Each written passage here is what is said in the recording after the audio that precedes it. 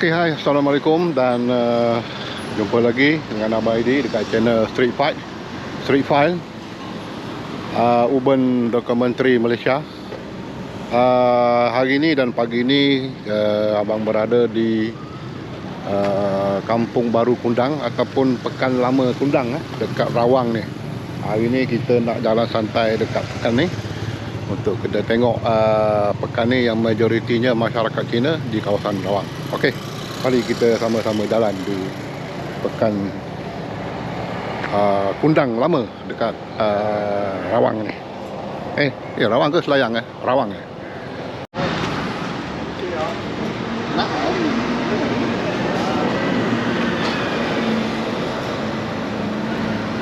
Okey, inilah dia keadaannya di Kampung Baru Kundang ataupun Pekan Lama dekat Kundang ni.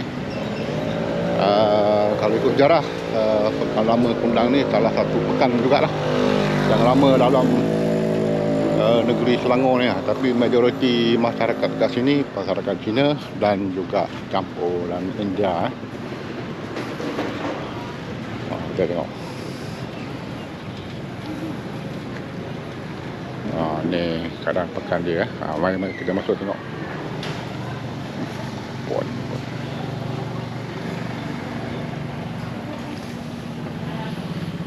Pagi banyak.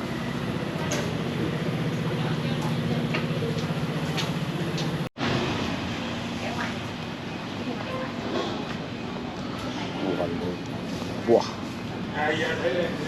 berat cabar. Ni ada jual apa ni, baju-baju.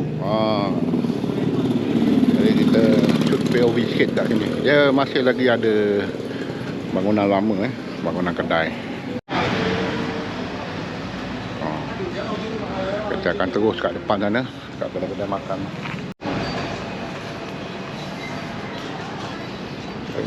Kedai lama.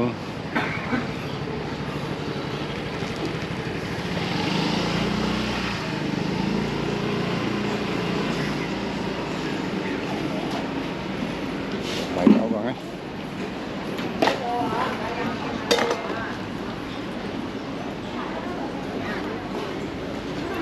nak orang lain. Sing Long Hill.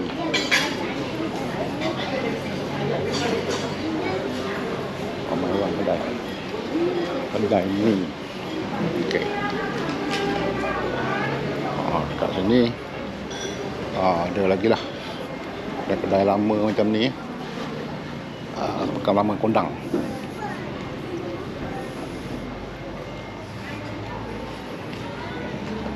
Kampung Baru sebelah belakang.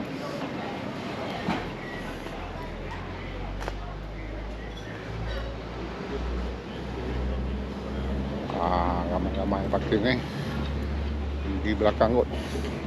Ada makan kat belakang.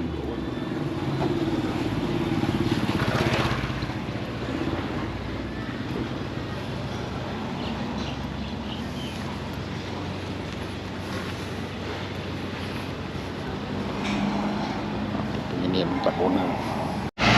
Okey, sampai di sini dulu tinjauan kita dekat Pekan Lama Kundang ni.